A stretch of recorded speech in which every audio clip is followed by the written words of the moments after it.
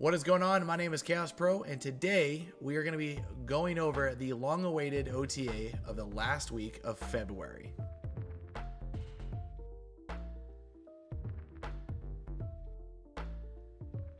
Alright, you guys, so welcome back. We're going to be discussing the 8 cards that are going to be getting changed in Marvelsnap. But before we do, if you guys can, please, I work very hard to bring you guys these videos, so if you can, please don't forget to like and subscribe, as I work very hard to bring you daily Marvelsnap content.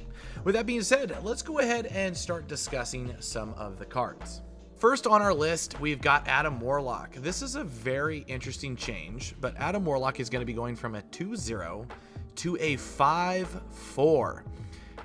It's very interesting to see that basically this card for a long time has kind of essentially never seen too much play. And I kind of understand why.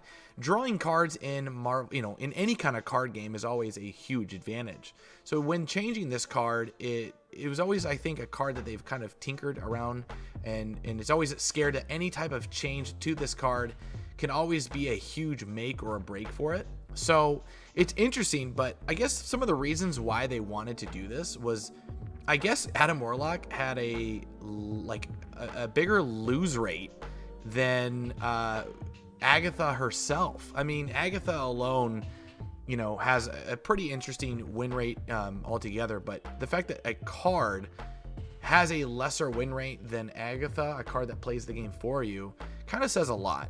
Now, bringing this card to a 5-4, I don't think it's going to really change anything, but it's going to see just a different style.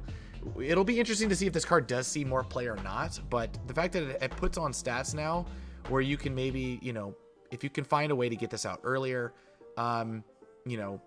it's kind of beneficial to you. I mean, those last couple draws for the end of the game is pretty helpful. So dropping this down, I would say on a turn 5, allowing you to draw the extra 2 cards isn't the worst thing in the world, but we will have to see how this kind of ends up. It's definitely a card that I'm probably never going to touch still. I used to like her at a 2-0, and I used to like running her in Cerebro 2. Nonetheless, with some added features like, Elsa Bloodstone's when she used to give +2. But other than that, this card is, going to be getting changed to a 5-4. Next on our list is Darkhawk. Now, this is a very, very interesting change. Darkhawk has always kind of been the card that you kind of, it kind of coincide his counterparts were Dino and Ronin. But I guess Darkhawk for the longest time has been one of the top contenders, or one of the top highest win rated cards in Marvelsnap. Originally they did have him as, I think, a 4-4 or a 4-2, and they nerfed him down to a 4-0. He used to be one of the best cards during early Zabu era.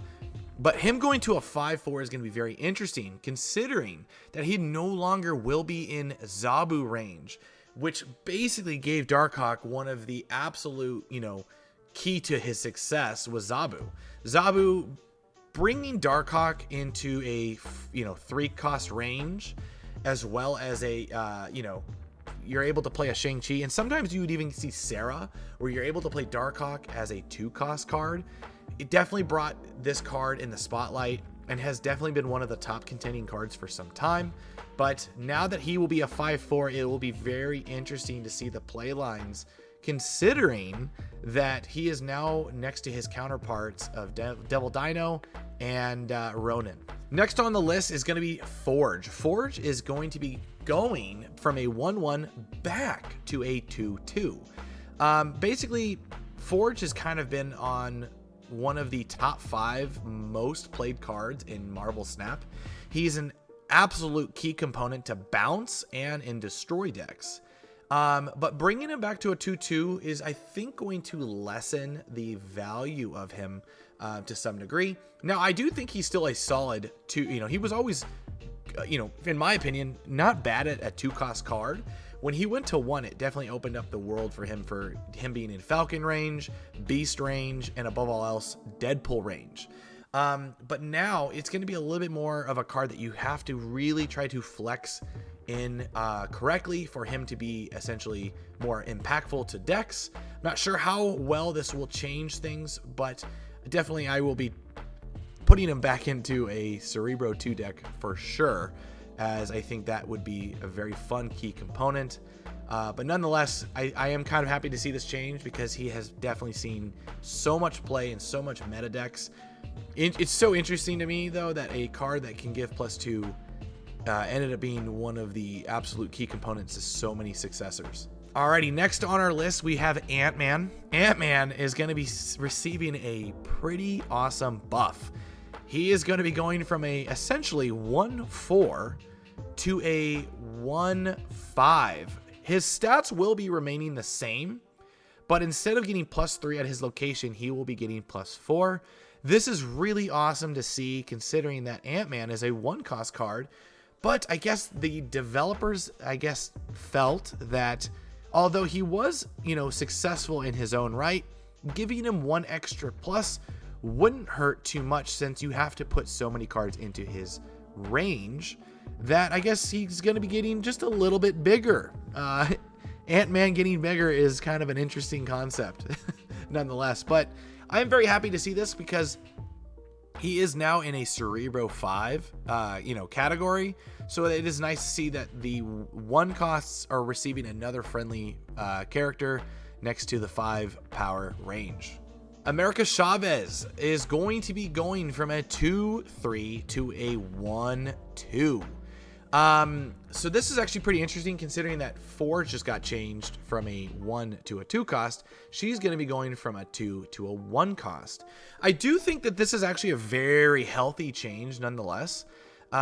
Basically, I guess one of the key components was, as we are sending Forge to a 2 cost, it made sense to swap America Chavez down to a 1 cost. This effects are similar enough to seem like they overlap, but America has proven slightly too weak at 2 cost, while Forge was very strong at 1 cost. So I do kind of like this change because America Chavez is essentially going to buff the next card you draw, but you don't necessarily know what you're going to draw, right? So it can give it to anything, while Forge kind of allowed you to pick and choose what you wanted to buff. So this will be very interesting to see in terms of them swapping. I see the healthy change in the sense that Forge essentially would allow you to pick and she would not allow you to pick. So you kind of had to gamble with her for the extra cost, which didn't really make sense. So I definitely agree with this change in general, and I think this is very, very, very interesting. I do think this is a buff and a nerf, but in general, her becoming, 1 cost less is definitely helpful in the end. I like that. So I'm going to call that more of a buff than a nerf. Next on the list is our beloved Lockjaw. Lockjaw is going to be going from a 3/2 to a 4/5. This change is absolutely gut-wrenching.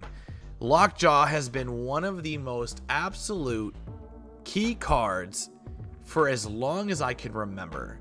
Lockjaw has always had his own form of archetype and decks around him, making awesome casino decks.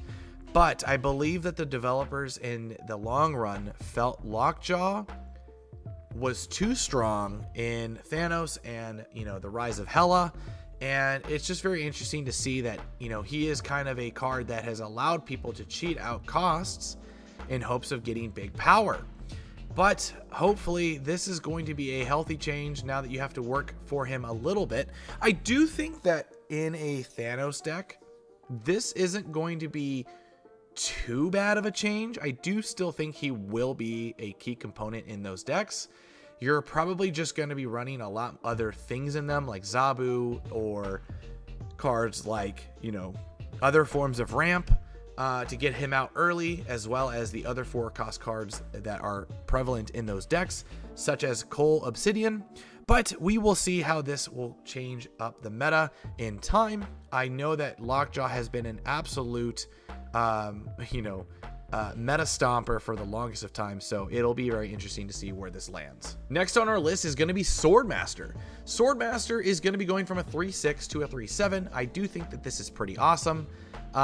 He is a card that really hasn't seen a too great deal amount of play. I guess that they felt that some of the key component cards, such as you know, the discarders, not the cards that get discarded, but the ones that do the actual bidding, felt that they were underperforming, and so they're going to be giving my man Swordmaster a simple, slight, tiny little buff to his sword in hopes that he will see more play rate. And the last one on our list is going to be Vulture. Vulture is going to be going from a 3/3 with +5 power to a 3/3 +6 power whenever he moves. This is actually a pretty interesting buff, but I believe that the reason why they did this was that now that the Shang-Chi kind of had a nerf a while back to him only being able to hit 10 powered cards, I guess Vulture didn't seem right going up to 8 power when he moves. So now they're going to be making him go up to 9 power when he moves. So this is going to be a pretty interesting, but yet I think healthy buff. This is actually a pretty substantial buff in general. I think this is actually pretty phenomenal. So be on the lookout for more Vulture, because that is a substantial amount of power to get. But it kind of puts him in somewhat of a range of, I would say, you know, Thor, if not, you know, something like that. So getting a little bit move gets you a little bit more power. So with that being said, guys, I'm going to go ahead and get out of here. If you guys can, please don't forget to like and subscribe, as I work very hard to make very much this fun daily content. But yeah, I'm going to go ahead and get out of here. You guys have a good night. Peace. Hey, you made it to the end of the video. If you guys can, please don't forget to like and subscribe and hit that notification bell. And I will catch you guys in the next one. Peace.